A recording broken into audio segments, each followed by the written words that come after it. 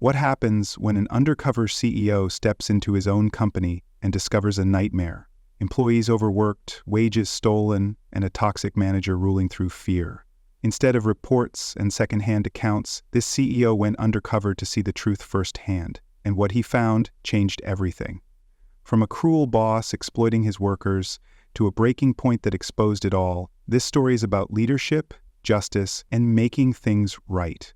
Stay with us as we dive into this intense transformation, because sometimes the only way to fix a problem is to face it yourself. Ethan Carter sat in his office, staring at the latest report on his desk, a grim collection of complaints, resignation notices, and declining customer satisfaction ratings from one of his CarterMart locations. He had built his retail empire from the ground up, starting with a single store and expanding to dozens across the state. Yet despite his vision of creating a positive work environment, this particular store had become a black hole of negativity. Employees were quitting without notice, overtime hours were mysteriously missing from payroll, and customer reviews painted a picture of a store drowning in dysfunction. Frustrated, Ethan called his regional manager for answers, only to be met with vague reassurances and blame shifting. "It's just the employees," the manager had said. "Some people just don't want to work hard." Ethan didn't buy it. He had spent years hiring people who were willing to put in the effort, but they needed support, leadership, and fairness. If things were this bad, something was being swept under the rug, and he was determined to find out what. Ethan knew that walking in as the CEO wouldn't give him the truth. People would clean up their act, managers would be on their best behavior, and the real problems would stay hidden beneath fake smiles and polished reports. He needed to see it for himself, unfiltered. That's when the idea struck him: go undercover. If his employees were suffering, he'd experience it firsthand. He would become one of them, not as their boss, but as a low-level worker no one would suspect. He altered his appearance, letting his beard grow out, dressing in faded jeans and an old hoodie, and applying under the alias Eli Carter as a night shift stock worker. No one at the store had ever seen him in person, and he was counting on that anonymity to get the raw truth. With a deep breath, Ethan submitted his application, stepping into a world he had unknowingly neglected. By the time he finished his first shift, he would realize just how much damage had been done and how much work it would take to fix it. Ethan Carter stepped through the automatic doors of the CarterMart store, now just another nameless worker in the system. His new identity, Eli Carter, night shift stock associate, was listed on the hastily printed name tag pinned to his worn-out hoodie. He glanced around, taking in his surroundings with fresh eyes. The store felt different from the other locations he had built. The floors were dull and scuffed, shelves were haphazardly stocked, and the employees moved like ghosts, avoiding eye contact as they went about their tasks. He had expected exhaustion, maybe even frustration, but what struck him most was the underlying tension in the air, like everyone was walking on eggshells. A gruff voice cut through the silence, snapping Ethan out of his observations. "You the new guy?" He turned to see Barry, the night shift manager, eyeing him up and down with disinterest. The man barely spared a glance at his application before shoving a clipboard into his hands. "No training, no hand-holding, just stock the shelves and don't screw up," Barry muttered before marching off without another word. Ethan watched him go, noting how none of the other employees reacted, as if they had long since given up expecting anything better. As Ethan got to work, he saw more signs of dysfunction. The back room was in chaos, with boxes stacked dangerously high, some marked fragile, but clearly tossed around carelessly. Employees shuffled past him, their faces etched with fatigue, their movements robotic, as if they were simply enduring the job rather than performing it. When he tried to ask a simple question about where to place a certain item, the response was hesitant, almost fearful. "Just do what Barry says," one worker mumbled, before quickly walking away. It didn't take long for Ethan to witness blatant mistreatment. Barry berated a cashier over a simple mistake with a price scanner, mocking her in front of customers instead of offering guidance. A stock worker who accidentally dropped a box was forced to clean up the mess, while Barry grumbled about hiring idiots. But the worst part was the lack of reaction from the rest of the staff. This was normal. This was how things were. Ethan had come here expecting problems, but the sheer hopelessness in the employees' eyes made it clear that this was more than just bad management. It was a workplace ruled by fear. And if he was already seeing this on his first night, he could only imagine what had been happening behind closed doors. As the shift dragged on, Ethan found himself working alongside Lucas, an elderly stock worker who looked like he should have retired years ago. The man's hands trembled slightly as he lifted boxes, his face lined with exhaustion. Yet, despite his clear fatigue, he kept pushing through, moving slower than the younger workers, but never stopping. "Been here long?" Ethan asked casually as they stacked shipments onto a rolling cart. Lucas gave a tired chuckle. "Almost 15 years, he muttered, wiping sweat from his forehead. "Barry keeps saying I should quit if I can't keep up. But I don't got much of a choice." Ethan frowned. The weight behind those words was heavy. Lucas wasn't working because he wanted to. He was working because he had to. As the hours passed, Ethan noticed a disturbing pattern. Employees weren't just overworked. They were being deliberately pushed to their limits. He saw Maria, a young single mother trying to keep up with stocking shelves while constantly checking her phone, no doubt worried about her child at home.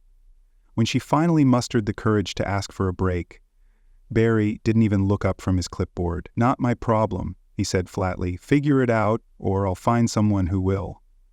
Ethan clenched his jaw. The power imbalance was obvious. Employees were too scared to push back, afraid they'd lose the little security they had. The most blatant exploitation came when Ethan overheard a conversation between two workers near the loading dock. "I swear I worked 10 hours last week, but my paycheck only showed 8, one whispered. The other nodded grimly. "Happened to me too. If you say something, Barry just shrugs and says it's payroll error." Ethan's stomach twisted. He knew wage theft happened in some places, but in his own company? This was worse than mismanagement. This was deliberate. But the final straw came when Lucas was ordered to move an entire shipment alone. The man hesitated, clearly struggling, but Barry just crossed his arms. "Hurry up, old man. We ain't got all night." Ethan watched as Lucas tried, his hands shaking from exhaustion, his breathing labored. It was clear that he wasn't physically capable of the task, but Barry didn't care. When Lucas stumbled and nearly dropped a heavy box, Barry rolled his eyes and laughed. "Jesus, you're useless." Ethan felt rage building in his chest. He had seen enough. This wasn't just bad management. This was abuse. And Barry? He had no idea his time was running out. The moment Lucas stumbled for the second time, Ethan saw it coming. The old man's body swayed, his knees buckled, and then he collapsed onto a crate, gasping for breath. A hush fell over the stockroom as a few employees glanced his way, their expressions a mix of concern and fear, but no one moved to help, not because they didn't care, but because they knew the consequences of interfering. Ethan was already stepping forward when Barry's voice cut through the silence like a whip. "Oh, come on, Lucas," Barry scoffed, arms crossed, face twisted in irritation. "What now? You need a nap, old man." Lucas shook his head weakly, his chest rising and falling in sharp, uneven breaths. His hands were trembling, and his skin had taken on a sickly, pale hue. Ethan saw the telltale signs of complete exhaustion. Lucas was dehydrated, overheated, and barely holding himself together. And Barry, he didn't care. "If you can't keep up, you shouldn't be here," Barry continued, his tone mocking. "But if you leave, don't expect to get paid for tonight." Ethan's fists clenched so hard his knuckles turned white. The man had worked himself into the ground, and Barry still had the audacity to threaten his paycheck? The other employees kept their heads down, pretending not to hear, because stepping in meant putting their own jobs on the line. Ethan understood now. This was why nobody spoke up. This was why the store was a graveyard of morale. He turned to Lucas, keeping his voice low but firm. "You need to go home. You're done for tonight." Lucas shook his head quickly, fear flashing in his tired eyes. "I can't," he whispered. "I need this job." Before Ethan could respond, Barry let out a loud, exaggerated sigh. "Then get back to work or get out," he snapped. "I don't have time for this." That was it. Ethan had reached his limit. "If he leaves, I'll cover for him," Ethan said sharply. Barry turned on him, eyes narrowing. "Excuse me?" "You heard me," Ethan shot back. "Let him go. Dock my pay if you have to." Barry sneered, clearly amused. "Oh, So we've got a hero, huh? He stared at Ethan for a moment, as if sizing him up, then rolled his eyes. Fine, but if I catch him slacking off again, he's done. Ethan helped Lucas to his feet, guiding him toward the back exit where the old man could finally breathe. As Lucas murmured a tired, grateful thank you, Ethan turned back to the store, his jaw set in stone. Barry thought this was over. He had no idea who he was dealing with. By the next morning, Ethan had seen enough. The store wasn't just poorly managed, it was a breeding ground for fear and exploitation. He had watched Barry demean employees, manipulate payroll, and push workers to exhaustion without a second thought. The final straw came when Ethan saw Maria, the young cashier, struggling to close her till. She counted the cash, her hands shaking slightly, only to pause and take a sharp breath. "I think I miscounted," she murmured. Barry, who had been lounging in his office all night, suddenly appeared at her shoulder like a vulture, arms crossed. "You short?" he asked coldly. Maria nodded hesitantly. I don't know. I might have made a mistake." Barry rolled his eyes dramatically. "Then count again, and if it's still wrong, it's coming out of your paycheck." Ethan froze. That was a blatant lie. No company policy allowed employees to have their wages docked for register shortages. And yet, Maria didn't even question it, she just swallowed hard and started recounting, too scared to argue. That was it. Ethan wasn't going to let this continue 1 second longer. He took a step forward, his voice calm but cutting.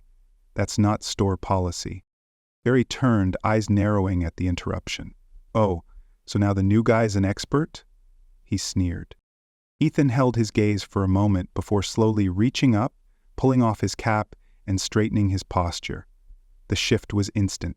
The room, the air, the energy, it all changed. Employees who had been hunched over their tasks stopped and stared. Maria's eyes widened. Barry's smirk faltered, confusion flickering across his face before realization dawned. Ethan met his stare, his voice steady and controlled. "I should be," he said. "I wrote the policy." Silence. Barry's face drained of color as the weight of the words hit him. His mouth opened, then closed, his brain clearly scrambling to process what was happening. His fingers tightened around the clipboard he was holding, his shoulders tensing. Ethan took a step closer, watching the panic set in. "You've been running this store for how long?" he asked, his tone unreadable. Barry swallowed hard. 7 years. Ethan gave a slow nod. 7 years, he repeated. "And in that time, you've turned this store into the worst performing location in the company." Barry tried to compose himself, but it was too late. Because now everyone knew exactly who Ethan was, and for Barry, the nightmare was just beginning. Barry's face twitched with panic, but he forced a smirk, leaning back like he still had control. "Look," he scoffed, "if you think you can just waltz in here and—" Ethan cut him off with a raised hand. His expression remained calm, but the steel in his voice was undeniable. "I've seen enough," he said. "I don't need your excuses." Barry's jaw clenched. "You don't understand how hard it is to run this place. These employees are lazy. If I didn't push them, nothing would get done." Ethan let the silence stretch, watching Barry squirm. "Is that why you docked wages?" he finally asked. "Forced overtime, ignored safety protocols, bullied workers until they quit?" Barry's confidence wavered. "That's just how retail works," he muttered. Ethan's patience snapped. "No. That's how bad leadership works." He pulled out his phone and turned the screen toward Barry. "I have records of payroll manipulation, employee complaints, and video evidence of your behavior." Barry's face flushed red. You wouldn't fire me over this." Ethan tilted his head. "I'm not just firing you," he said smoothly. "I'm holding you accountable." A security officer, who Ethan had called minutes before revealing himself, stepped into the office. Barry turned, eyes wide, sweat forming at his temple. "You can't be serious." Ethan didn't blink. "Your termination is effective immediately," he said, his voice final. "HR will follow up with legal action regarding the missing wages." Barry's smug mask finally cracked. "You're making a mistake," he snapped. "This place will fall apart without me." Ethan took a step closer, lowering his voice just enough to make Barry flinch. "No, Barry," he said. "This place kept running despite you." Barry stared for a moment, his breathing quick and erratic. Then, with a frustrated growl, he threw down his clipboard. "Fine," he spat. "Good luck running this dump without me." Security escorted him through the store, employees watching in stunned silence. When the doors finally slammed shut behind him, the room felt different. Ethan turned to face the staff, uncertainty, shock, and something else in their eyes. Hope. "I know things have been broken for a long time," Ethan said, his voice steady. "That changes today." And for the first time since walking into this store, nobody looked away in fear. As the echoes of the slamming doors faded, the employees stood frozen, exchanging wary glances. They had just witnessed the most unthinkable event in their workplace. Barry, the tyrant who had ruled with an iron fist, was gone. But while his absence was a relief, it left behind something else: uncertainty. Ethan could see it in their eyes. They weren't celebrating. Not yet. They had been conditioned to believe that nothing really changes, that bad managers just get replaced with slightly less bad ones, and that their struggles would always be ignored. He stepped forward, letting the weight of the moment settle before speaking. "I know some of you are wondering what happens next," Ethan said, his voice firm but open. "I won't sugarcoat it. Things have been bad here for too long, and that's on me. I should have caught this sooner. I should have done better." He took a breath, letting the honesty sink in before continuing. "But it changes today." The employees remained skeptical, shifting their weight but listening. Ethan met their gazes one by one, making it clear this wasn't just a speech, it was a promise. Starting immediately, nobody will be forced into extra shifts. If you're scheduled for a set number of hours, that's what you'll work. No more last-minute changes unless you agree to them. A murmur rippled through the group, cautious but intrigued. He continued, "Any wages that were stolen, they'll be reimbursed in full. If you were made to work off the clock, that money is coming back to you." That got a reaction, a shift from disbelief to quiet hope. Maria, the young cashier Barry had bullied, hesitated before raising a hand. "So, if we say no to extra hours, we won't get punished?" Ethan nodded without hesitation. "No retaliation, no threats, no more using fear as a management tool. You deserve better." Rachel, the assistant manager who had kept her head down during Barry's reign, finally spoke up. "What about leadership?" she asked, arms crossed. "Who's replacing Barry?" Ethan gave a small nod of respect. "Someone who values their team," he answered. "And until then, I'll be here. You're not alone in this." A few heads lifted at that, and while full trust wouldn't come overnight, Ethan could feel it. For the first time in years, change was actually happening. Fixing the damage Barry had done wasn't going to happen overnight. Ethan knew that trust had to be earned, not demanded. Words were easy. Employees had heard plenty of empty promises before, but action, that was what really mattered. So instead of making vague assurances, Ethan started making systemic changes that would prevent another Barry from ever taking control again. The first step was bringing in a new store manager, someone with a proven track record of leadership, not intimidation. After reviewing internal candidates, he promoted Rachel, the assistant manager who had been silently holding the store together under Barry's reign. She had seen the problems firsthand, and more importantly, she knew how to fix them. The moment the promotion was announced, employees exchanged glances, surprised but hopeful. Next came the structural fixes. Ethan implemented new scheduling software that ensured fair rotations and required managers to get employee consent for shift changes. No more surprise double shifts, no more being punished for taking a day off. Employees were also given direct access to HR through an anonymous reporting system, so no one had to fear retaliation for speaking up. But the real test came with compensation.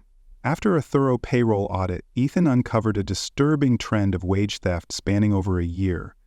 Employees had been denied overtime, shorted on hours, and even had their pay adjusted to avoid penalty wages. The moment the findings were confirmed, Ethan authorized full reimbursement, with interest. The announcement sent shockwaves through the store. For the first time, employees realized this wasn't just talk. Real change was happening. To symbolize the shift, Ethan ordered a full renovation of the break room. Once a cramped, neglected afterthought, now a comfortable, well-stocked space. It wasn't just about aesthetics, it was about showing employees that their well-being mattered.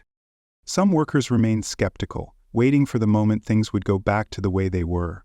But as the days passed and the changes actually stuck, something remarkable began to happen. People started believing again. Ethan knew that fixing this one store wasn't enough. If it had happened here, it could happen anywhere. This was just the beginning. And he wasn't going to let another store fall through the cracks. A few days after Barry's termination, Ethan drove across town to a small, aging apartment complex. The address had been pulled from company records, Lucas's home. The elderly stock worker had given years to the company, only to be pushed to the breaking point by a manager who saw him as disposable. That didn't sit right with Ethan. He needed to make this right. He knocked, and after a long moment the door creaked open. Lucas stood there, his frame slightly hunched, dressed in a plain sweatshirt and old jeans. He blinked at Ethan in surprise and confusion. "Didn't expect to see you again," Lucas muttered, rubbing the back of his neck. Ethan didn't waste time with small talk. "I owe you an apology," he said simply. "You gave years to that store. You deserved better." Lucas let out a low chuckle, shaking his head. "Ain't much you can do about it now," he said, his tone resigned. Ethan held out an envelope. "That's where you're wrong." Lucas hesitated before taking it, peeking inside. His eyebrows lifted in surprise. It wasn't just a paycheck. It was every stolen hour, every unpaid overtime shift, every bit of money he had been cheated out of, plus a little extra. "For everything Barry took from you," Ethan said. "No strings attached." Lucas was silent for a long moment, his fingers tightening around the envelope. Then, with a small, tired nod, he muttered, "Appreciate it." Ethan exhaled. "I don't expect you to come back. But if you ever need work, a position will always be open for you. No more double shifts, no more abuse." Lucas studied him for a moment before offering a rare, small smile. "Guess it's good to know someone up there's actually paying attention." Ethan nodded. "I will be. From now on." As he walked away, the weight of the past few weeks settled on him. He couldn't undo what had happened, but he could make sure it never happened again. And that's exactly what he intended to do. A week later, Ethan stepped through the doors of the store once more, this time not as an undercover worker, but as the CEO who had made a promise. The change was immediate and visible. The air that had once been thick with tension now carried something different: cautious optimism. Employees weren't moving like ghosts anymore. They were engaged, focused, and no longer afraid to speak up. He passed Maria at the front register. She met his eyes and smiled, a stark contrast to the nervous glances from before. "First full weekend off in months," she said. "Gotta take my son to the park." Ethan nodded, satisfied. This was what real change looked like.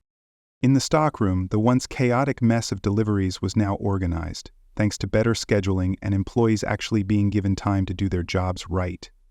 Rachel, the newly promoted store manager, stood by the break room door, watching the floor with a quiet confidence.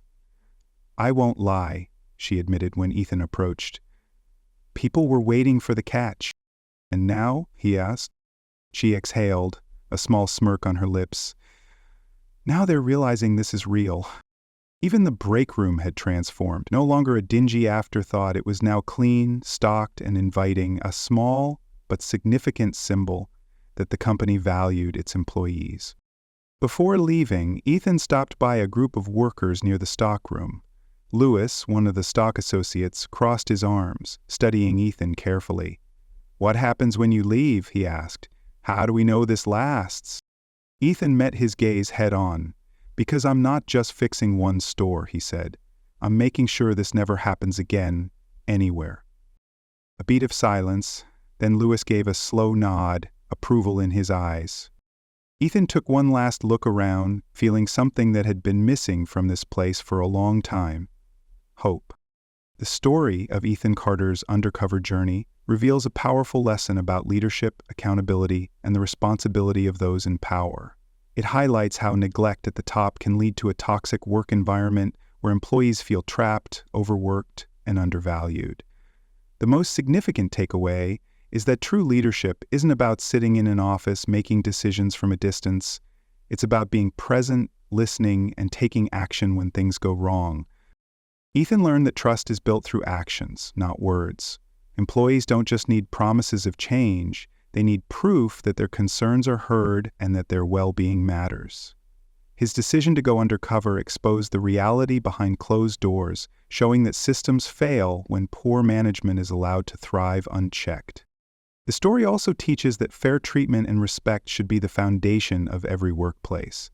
People aren't disposable, and pushing workers to their breaking point doesn't create efficiency.